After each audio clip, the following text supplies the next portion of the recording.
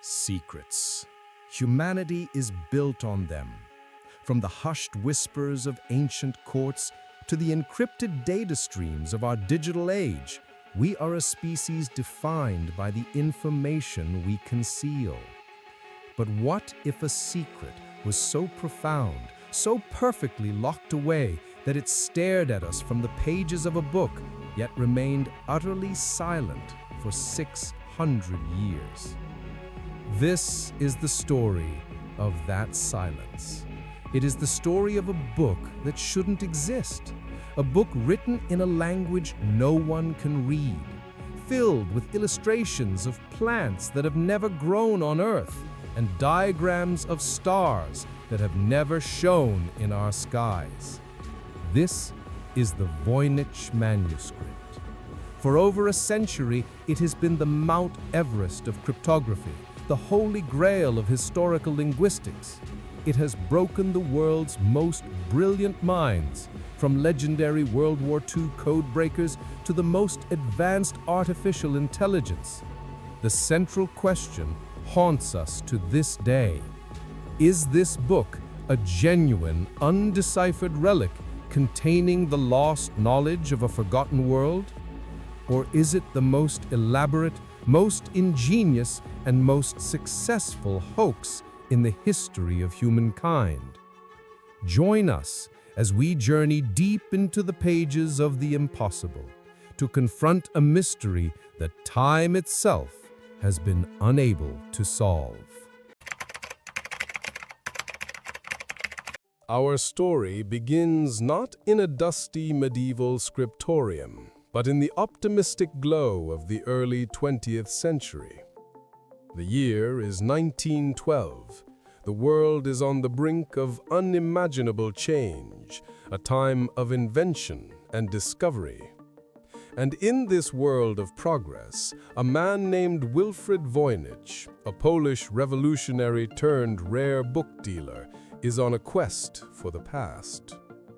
His journey takes him to the Villa Mondragon, a grand Jesuit college nestled in the hills of Frascati, Italy. The college, in need of funds, has discreetly opened its archives to him. Voynich sifts through countless volumes, but then he finds it. Tucked away in a large chest is a small, unassuming vellum codex. It is not large, nor is it lavishly decorated with gold or jewels. But as he opens its pages, he realizes he is holding something unique, something alien. Page after page is filled with elegant flowing script, but the letters are like nothing he has ever seen. They don't belong to Latin, Greek, or any known alphabet. Interspersed with this phantom language are intricate hand-drawn illustrations, strange, colorful plants that seem to fuse the parts of different species into botanical monstrosities, bizarre astronomical charts and zodiac wheels populated with tiny naked figures, and most famously, pages depicting women bathing in pools of green fluid connected by an impossible network of organic-looking pipes and tubes. Voynich is mesmerized. He understands immediately that he is holding either a priceless key to a lost world or a forgery of unparalleled genius. Tucked within the book is a letter dated 1666. It is a clue, a breadcrumb from a forgotten time. The letter, from Johannes Marcus Marci, the rector of Prague University, is addressed to Athanasius Kircher, a renowned Jesuit scholar in Rome. Marci explains that the book once belonged to the Holy Roman Emperor Rudolph II, a man obsessed with alchemy and the occult. The emperor, it was said, purchased the manuscript for 600 gold ducats, an astronomical sum, equivalent to hundreds of thousands of dollars today. believing it to be the lost work of the 13th century English friar and scientific pioneer, Roger Bacon. Marcy pleads with Kircher, a man famous for his claimed ability to decipher Egyptian hieroglyphs, to solve the book's riddle. But Kircher, it seems, failed. The book disappears from history for 200 years, a ghost in the archives, until Wilfrid Voynich resurrects it. He would dedicate the rest of his life to solving its mystery, but he too would fail. He had discovered a ghost, and its secrets would haunt the century to come. To truly understand the enigma of the Voynich Manuscript, we must look closer. We must walk through its bizarre ink and vellum world, section by section. For this is not a random collection of doodles. It is a structured, organized book. It has an anatomy, but it is the anatomy of the impossible. First, we enter the herbal section. It comprises the largest part of the book, with over 100 pages dedicated to botany. But this is no earthly garden. The plants depicted are chimeras.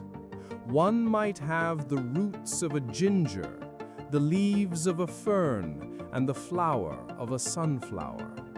Another looks like a coral reef growing from a terrestrial stem.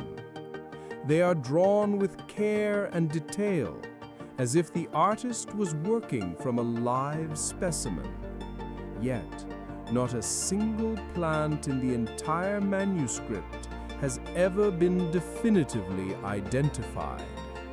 Are they extinct species, plants from another world, or simply the fevered dreams of a fantastical imagination? Next, we journey into the cosmos with the astronomical and astrological section. Here we find intricate circular diagrams. Suns and moons with human faces gaze out from the page. We see what appear to be constellations, but they don't match those in our night sky. There are zodiac wheels, but the symbols are subtly wrong. A familiar archer for Sagittarius might be a centaur holding a crossbow instead of a bow and arrow. It's a universe that is almost ours, but disturbingly different, as if seen through a warped mirror. From the stars, we descend into perhaps the most baffling part of the manuscript, the biological section.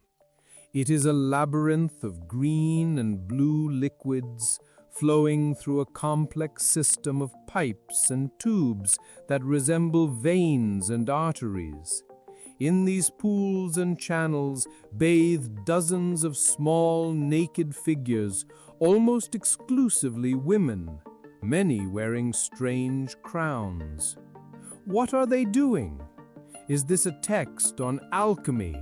A manual for some forgotten healing art like hydrotherapy? Or does it depict a spiritual or reproductive process entirely alien to our understanding? The scenes are serene, yet deeply strange. A biological system without any known biological purpose.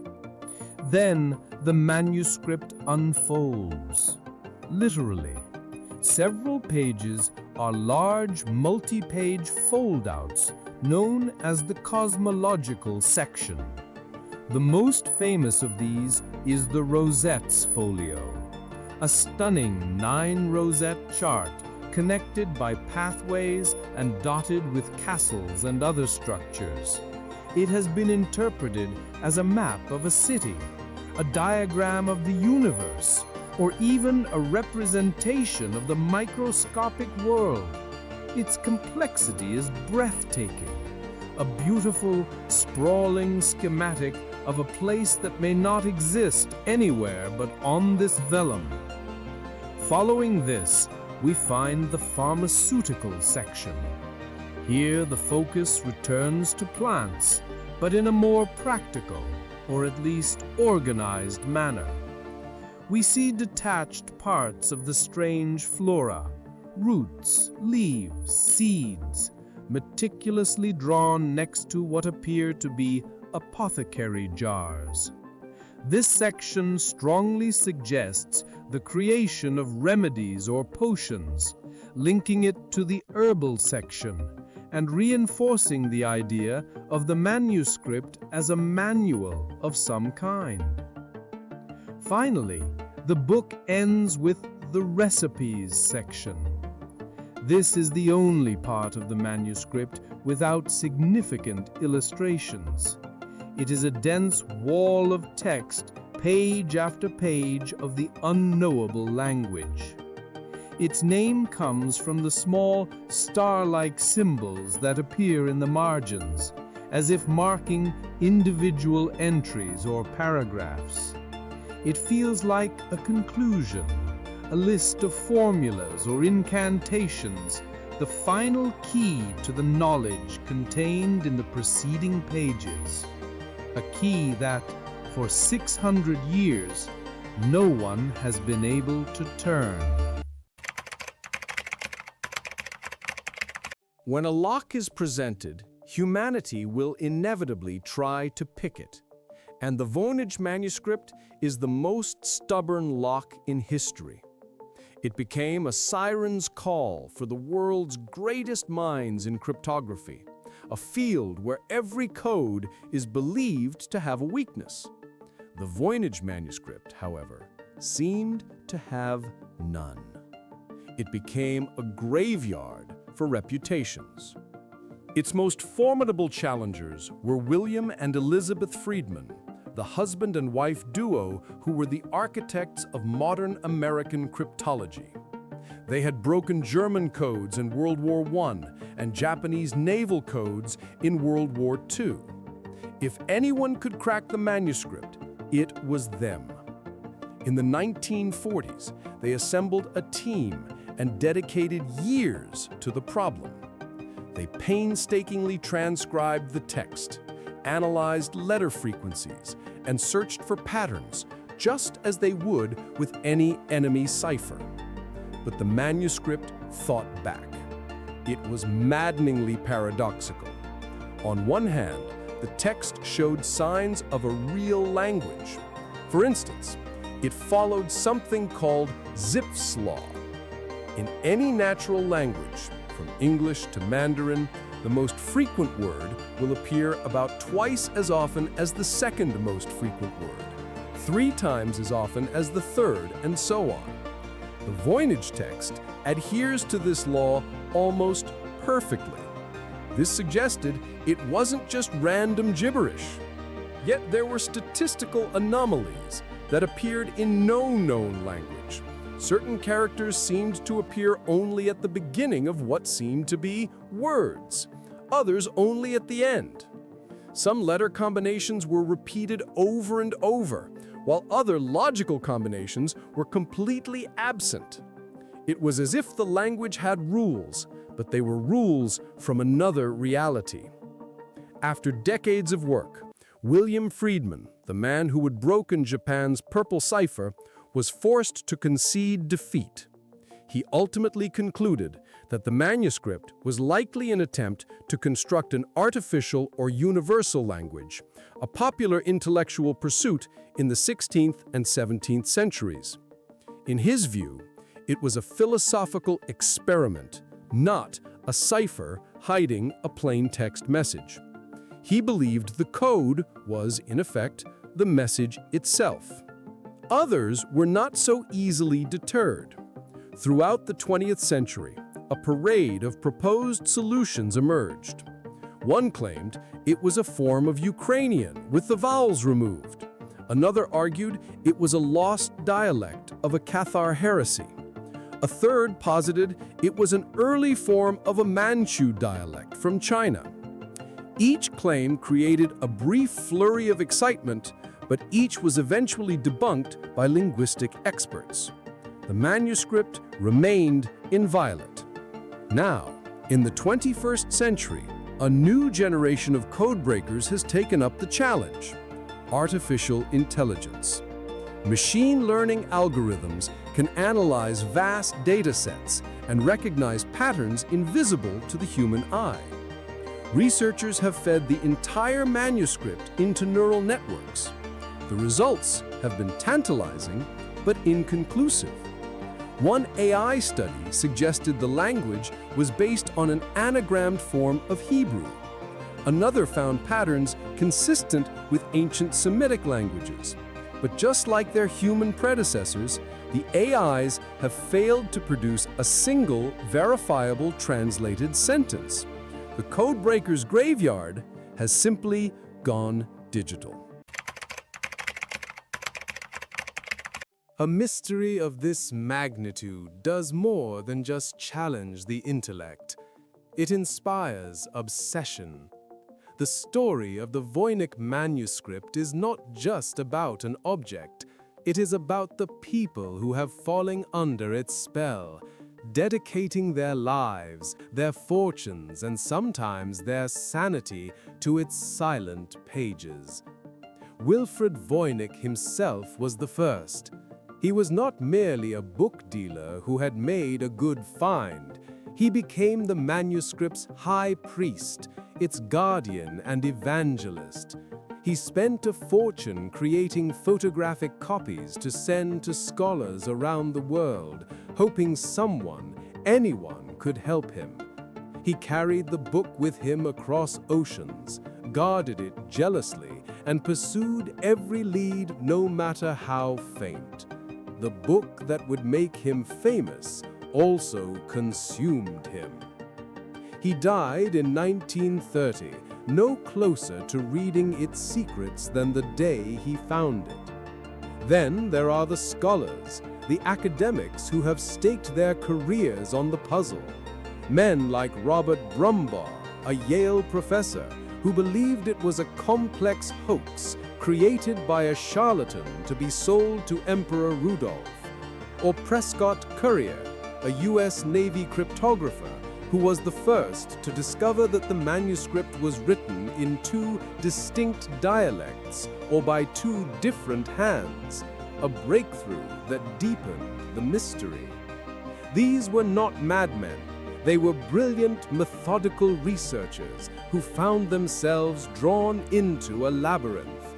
The manuscript became a constant companion, a silent partner in a lifelong intellectual duel. For every researcher who published a theory, there were dozens more who worked in quiet, poring over the text for years, their work known only to a small community of fellow Voynich files. This obsession is alive today, perhaps more so than ever before. Online forums and Reddit communities are filled with thousands of amateur sleuths. They are software engineers, artists, historians, and hobbyists from every walk of life. They share theories, digitally enhance images of the pages, and run their own custom computer analyses. For them, it is the ultimate crowdsourced detective story. The manuscript has become an open-source enigma, a mystery for the masses. But this obsession has a dark side. It is a story of countless dead ends, of years of wasted effort. It's a testament to the human desire to find meaning and pattern even where none may exist. The manuscript acts as a mirror, reflecting the biases and hopes of whoever looks into it. An alchemist sees a book of secrets. A botanist sees a lost pharmacopoeia. A linguist sees a lost language. The manuscript's silence allows it to be anything and everything. And that is the heart of its power to obsess. After a century of modern analysis, the battlefield of ideas has settled into two great opposing camps. Every theory, every piece of evidence ultimately serves one of these two masters: that the Voynich Manuscript is an authentic, meaningful text, or that it is a meaningless, elaborate hoax. The evidence for both is so compelling that it has created a permanent intellectual deadlock. Let's first make the case for authenticity. The most powerful piece of evidence is the vellum itself. In 2009, a team at the University of Arizona subjected the manuscript to rigorous radiocarbon dating. The result was undeniable. The vellum was harvested from animal skins between the years 1404 and 1438. The book is genuinely a product of the early 15th century. This immediately debunks any theories that it was a modern forgery by, for example, Wilfrid Voynich himself. Creating such a book in the 1400s would have been an immense undertaking. Vellum was expensive. The colored inks were hand-ground from minerals and plants. The entire book, over 240 pages long, had to be written and illustrated by hand. Why would anyone invest that much time, effort, and wealth into creating a meaningless object? Furthermore, the text itself, as the Friedmans discovered, is too complex to be simple gibberish. It follows linguistic rules. It has a clear internal structure. The flow and distribution of characters are not random. It feels like a real language, even if it's one we don't understand. Proponents of this theory argue it could be a lost language, a transcription of an oral tradition, or a text written in a cipher so advanced that it was centuries ahead of its time. Now let's make the case for a hoax. The most damning evidence is the complete and total failure of anyone to decipher it. For a text to be meaningful, it must eventually be capable of being read. The manuscript has resisted the best efforts of the best minds for over a century. Proponents of the hoax theory ask, at what point do we stop assuming we are failing to solve a puzzle and start considering that there is no puzzle to solve? The illustrations are another key argument. Not a single plant, as we've noted, is identifiable. The astronomical charts show a fantasy cosmos. The biological drawings have no parallel in any known medical or scientific tradition. If the book contained real knowledge, shouldn't its drawings correspond to something in the real world?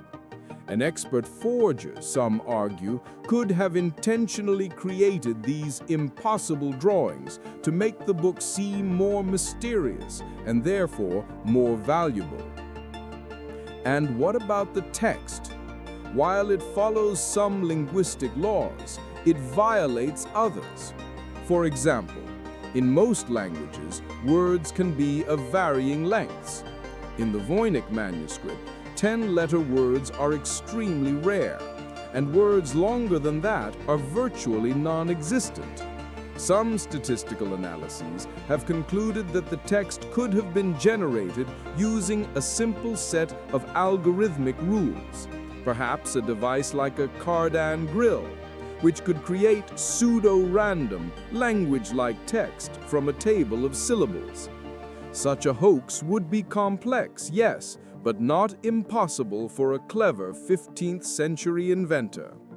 The target, of course, could have been the famously credulous and wealthy Emperor Rudolph II. The 600 gold ducats he supposedly paid for it would have been a powerful motive for a master forger to create the world's most fascinating and nonsensical book. So, where does this leave us? We have a book from the early 15th century, A book that cost a fortune to create. A book written in a structured, rule-based text that mimics natural language. And yet, its illustrations depict a fantasy world, and its text has remained stubbornly, defiantly silent for 600 years. Every path leads to a paradox. If it's real, why can't we read it? If it's a hoax, how could it be so impossibly complex and old? The Voynich Manuscript is more than a book. It is a monument to the limits of human understanding. It is a testament to our insatiable curiosity and our profound need to find order in chaos. It challenges the very idea that everything is knowable, that every lock has a key. Perhaps the manuscript's true purpose was never to be read, but to be wondered at. Its value may not lie in any message hidden within its script, but in the questions it forces us to ask about knowledge, secrets, and the enduring power of a mystery.